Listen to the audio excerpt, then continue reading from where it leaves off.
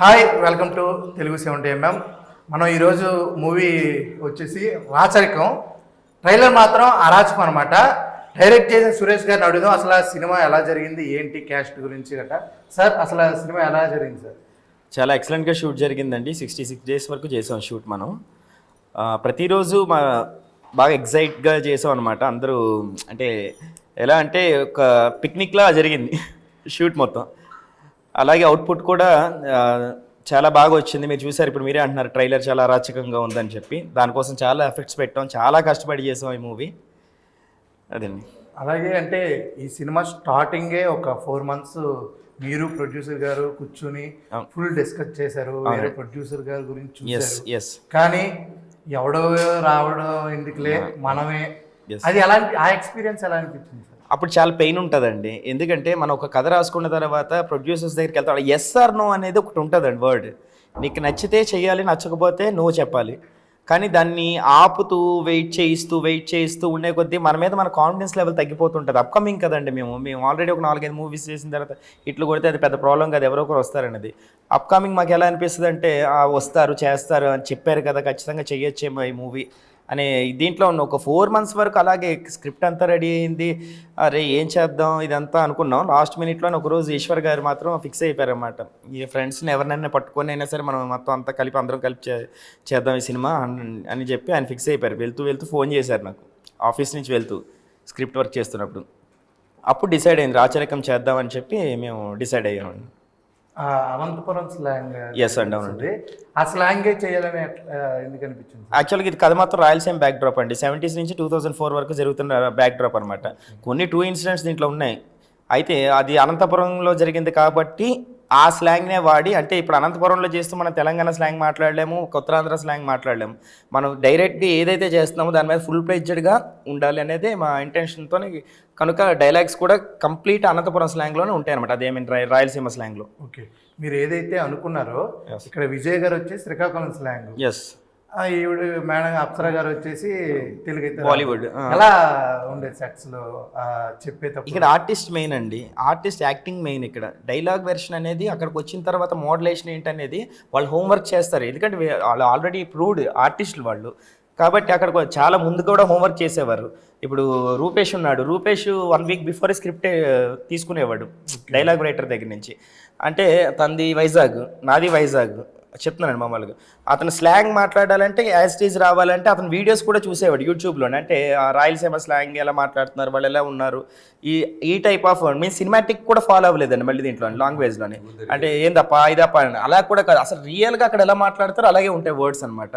వీళ్ళు చాలా హోంవర్క్ చేశారు. మేడం కూడా స్క్రిప్ట్ ఎవరికైనా పంపిస్తే అది కంప్లీట్గా ఇంగ్లీష్ నుంచి ఇంగ్లీష్కి మార్చుకోవడం, ఇలా చేస్తూ అవన్నీ నేర్చుకున్న తర్వాత సెట్స్లోకి రావడం మాకు చాలా ఈజీగా అయ్యేది. అప్పుడు ఆ విధంగా జరిగిందండి ఇదంతా. మీరు ఎలా అయితే సినిమా పట్ల ప్యాషన్ ఉందో అలాంటి ప్యాషన్ వల్లనే 100%. అలాగే విజయ్ గారు అన్న, మీ ప్రీవియస్ ఫిలిమ్స్ అయితే మాత్రం చాలా బాగుంటాయి, కొన్ని అయితే తలుపులు వేసుకుని చూసేటట్టు కూడా ఉంటాయి మూవీస్. ఇది ఈ సినిమా ఎలా ఉంటుంది? ఇది తలుపు లేకుండా చూడొచ్చా? ఓకే, ఎట్లా క్యారెక్టరైజేషన్ గట్టా ఫస్ట్ చెప్పినప్పుడు ఎలా అనిపించింది?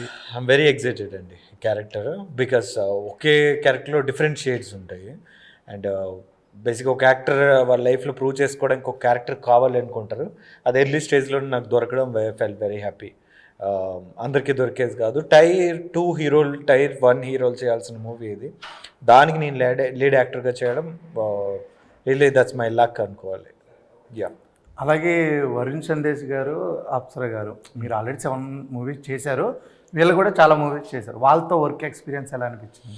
వాళ్ళతో అంటే ఈజీ అవుతుందండి, బికాస్ నాతో ఈక్వల్గా చేసే ఆర్టిస్ట్ దొరికినప్పుడు ఈజీగా ఫినిష్ అవుతుంది. మేము ఆల్మోస్ట్ అప్సరా నేను చాలా scenes finished in 1-2 takes only. Okay, అంటే ఈజీ అయిపోతుంది ఎక్స్పీరియన్స్డ్ పీపుల్ ఉన్నప్పుడు. కొత్త వాళ్ళు ఉన్నప్పుడు కొంచెం లేట్గా అవుతుంటుంది. That is difference, more comfort అనమాట. ఓకే, అలాగే స్లాంగ్ నేర్చుకోవడానికి ఏమైనా ఇబ్బంది పడ్డారా, లేకపోతే టక్ మనీ? అఫ్కోర్స్ స్టార్టింగ్లో చాలా ఇబ్బంది పడ్డానండి. తర్వాత అలవాటు అయిపోయింది. అక్కడ పీపుల్తోనే మాట్లాడడం, అలా నైట్ స్టే చేయడం. సో వాళ్ళ వే ఆఫ్ టాకింగ్ ఈజీగా అటాచ్ అయిపోయింది అనమాట. వన్స్ మనం ఈస్ట్ గోదావరి వెళ్ళాం అనుకోండి, ఆటోమేటిక్ 2 days యాస చేంజ్ అయిపోతుంది మనకు తెలియకుండానే. అట్లనే రాయలసీమలో చాలా షూట్ కొంత జరగడం వల్ల అండ్ ఆ పీపుల్ నా దగ్గర నా చుట్టూ ఉండడం వల్ల ఈజీ అయింది నాకు కొంచెం. Okay, Yeah. ఆ రాయలసీమ స్లాంగ్ ఒక్క సినిమాలో డైలాగ్ ఒక్కటి మా కోసం. ట్రైలర్లో ఉన్న డైలాగ్ చెప్తాను. ట్రైలర్ని అందరు చూసారు బాగా, అందరు చూసి మనకు కొద్ది కొత్తగా కొత్తగా అంటే ఎందుకంటే మీరు కొత్తగా ట్రై చేస్తుంటారు ప్రతిదీ, అందుకని. యా, నేను కొత్తగా ట్రై చేస్తున్నానండి, కానీ పెద్ద లెంతీ డైలాగ్స్ అన్నీ కూడా. దట్స్ ఓకే, నేను ట్రైలర్లో ఉన్నది చెప్తాను, ఇట్స్ వెరీ ఈజీ ఉంటుంది. రాయలసీమలో ఎలక్షన్ జరిగేలా చేస్తా, అంతే, చిన్నదే మాగా అంతే. ఓకే, అలాగే అప్సరా గారు చిన్నప్పుడు అప్సరా పెన్సిల్ ఎలా గుర్తుంటుందో, మీరు చిన్న చిన్న బట్టలతో చేసిన సినిమాలు కూడా చాలా బాగా గుర్తుంటాయి. ఈ మూవీలో చాలా కొత్తగా కనిపిస్తున్నారు, ఎలా ఉంది ఆ character? So it's a character of a small girl. It's from, actually the story revolves around my entire life, from childhood to my journey as a politician. So the character has a lot of shades. It's a 30 years story that we're showing in the movie. So yeah, I mean playing a politician is very unusual for me, and yeah. అలాగే మీరు చాలా అంటే item songs కూడా చేశారు, చాలా పెద్ద పెద్ద heroes Raviteja గారితో కానీ. అట్లా ఈ సినిమాలో ఐటమ్ సాంగ్ ఏమైనా మీరు చేశారా హీరోయిన్గా కాకుండా? No, this cinema is very different. It has a folk song, Tiku Tiku, okay, where I have danced. అవును, అది కూడా బాగా 1 million రీచ్ పెట్టగానే వెళ్ళిపోయింది, ట్రెండింగ్ కూడా వెళ్ళింది. Yes, yes. ఓకే, అదే Folk song I have done. Item song is not required in this movie. This is a very raw political movie, and we did not require any kind of that kind of glamour in the film. Okay. Yeah. అలాగే రూపేష్ గారు, ఈ మూవీలో ఏ role play చేశారు sir మీరు? నేను కేశవరెడ్డిని ఒక role play చేశాను bro.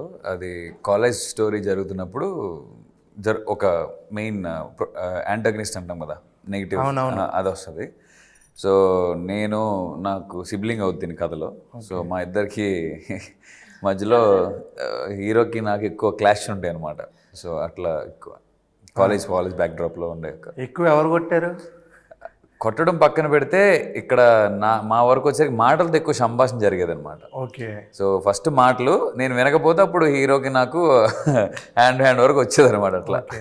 అయితే ఆ మాటలు యాక్షన్ అయితే మనకు వస్తుంది పేరు, ఓకే, మాటలు అయితే సార్కి వస్తుంది. సురేష్ గారు, మన రామ్ ప్రసాద్ గారు, రైటర్ రామ్ ప్రసాద్ గారు. సో వెరీ అసలు అంటే మనకి ఎంత ఫ్రీ ఇస్తారో ఆ ఫ్రీ ఇచ్చినప్పుడు కూడా ఒక మానిటర్ చేసుకొని మేము ఒక అనుకొని అంత చేయడం మాకు ఎక్కువ. ఎందుకంటే మీకు తెలుసు, యాజ్ అ కొత్త ఆర్టిస్ట్గా కొత్త ప్రొడక్షన్ వచ్చినప్పుడు నెంబర్ ఆఫ్ టేక్స్ అనేవి ఉండవు. అవును, 1, 2, 3 మ్యాక్సిమం. ఓకేరా అయిపోయింది, ఇంకా పక్కన వెళ్ళిన కెమెరా అనే టైప్ ఉంటుంది. సో అందువరకే మనం హోంవర్క్ చేయడం వల్ల సో మనకు పర్ఫామ్ చేసుకునే ఛాన్స్ దొరుకుతుంది. బికాజ్ ఎందుకంటే 6 to 6 అంటే అందరూ గ్యాదర్ అయ్యేసరికి 8 అయిపోద్ది మార్నింగ్ సెట్కి వచ్చేసరికి. ఈవినింగ్ 4, 5 కల్లా ఎనర్జీ చాలా డౌన్ అవుతుంటుంది, ఇంటికి వెళ్ళాలనిపిస్తుంటుంది.